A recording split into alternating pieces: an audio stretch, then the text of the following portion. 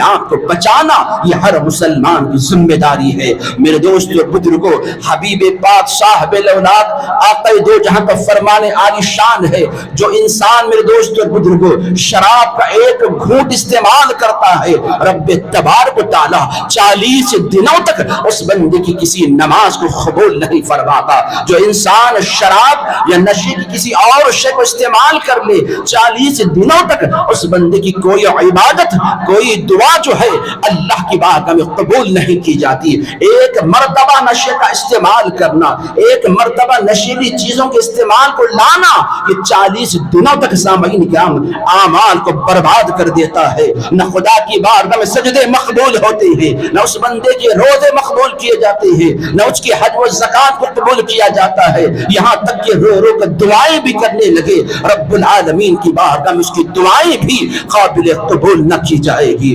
اللہ کے رسول پاک صاحب الاولاد فرماتے ہیں، جو انسان نشے کا کاروبار کرے یا نشے کی چیزوں کو لا کر بازار میں بیچنے والا ہو یا شراب بیچنے والا ہو، میرے مصطفیٰ کا فرمان ہے، جس نے شراب کو بنایا، جس نے شراب کو نچوڑا، جس کے لیے نچوڑا جا رہا ہے یا جس کے لیے بنایا جا رہا ہے، جو بازار میں لے کر آتا ہے، جو بازار میں بیچنے لگتا ہے، جو بازار میں آ کر خریدنے لگتا ہے، مصطفیٰ فرماتے ہیں نشے کی چیز بنانے والے پر، نشے کی چیز بازار میں لانے والے پر، جس کے لیے نشے کی چیزیں بنائی جا رہی ہے، ان تمام پر، اور جو نشے کی چیزیں بیچ رہا ہے ان تمام پر، جو نشے کی چیزیں خرید رہا ہے ان تمام پر اللہ اور اس کے رسول کی اور تمام ملائک کی لعنت برس رہی ہوتی ہے۔ اندازہ کریں میرے دوستوں اور بزرگوں، اگر کوئی بندہ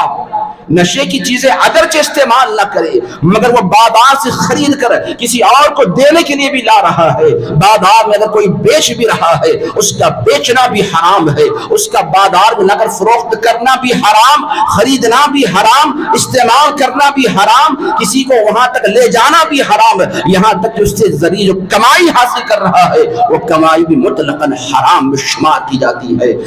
میرے آقا دو جہاں کا فرمان ہے، محشر کے میدان میں جب ان لوگوں کو جہنم کی آگ میں داخل کیا جائے گا جو آج دنیا میں نشے کی چیزیں استعمال کر رہے ہیں، نام بدل کر جتنے بھی اشیاء لوگ آج استعمال کر رہے ہیں، خواہ وہ شراب ہو، جو وہ شراب ہو یا پھر افیون ہو، ہیروئن ہو، یمڈی ہو یا پھر گانجا ہو یا سیندی ہو یا دیگر چیزیں ہوں، جو بھی نشے کی چیزیں آج قوم استعمال کر رہی ہے، ان استعمال کے بعد بغیر توبہ کے اگر وہ انتقال کر چکے ہیں، میرے مصطفیٰ فرماتے ہیں محشر کے میدان میں جب انہیں جہنم کی آگ میں جھونکا جائے گا، اس قدر پیاس لگے گی، اس قدر پیاس لگے گی، زبانیں ان کی پیاس سے باہر جب نکلے گی تو ناف تک زبانیں لٹک رہی ہوں گی، وہ العطش العطش کے نعرے لگا رہے ہوں گے، پانی کو تڑپ رہے ہوں گے، پانی کے لیے فریاد کر رہے ہوں گے۔ اللہ کے رسول فرماتے ہیں جب وہ جہنم کی آگ میں جھونکا جائے گا، جو دنیا میں نشے کا کاروبار کیا کرتے تھے، نشیلی چیزوں کا استعمال کیا کرتے تھے، جو شراب کے نشے میں دھت رہا کرتے تھے، یا جو گانجا یا دیگر اشیاء کا استعمال کیا کرتے تھے، ایسے لوگوں کو جہنم کی آگ میں جب ڈھکیلا جائے گا، پانی کے لیے تڑپ رہے ہوں گے تو انہیں پانی تو ضرور دیا جائے گا، مگر وہ پانی کیسا ہوگا؟ میرے مصطفیٰ فرماتے ہیں وہ پانی زہریلے سانپ اور ان بچھوؤں کے ڈنگ کا پانی ہوگا جن کا قد جو ہے اونٹ اور ہاتھی کے برابر ہوں گے،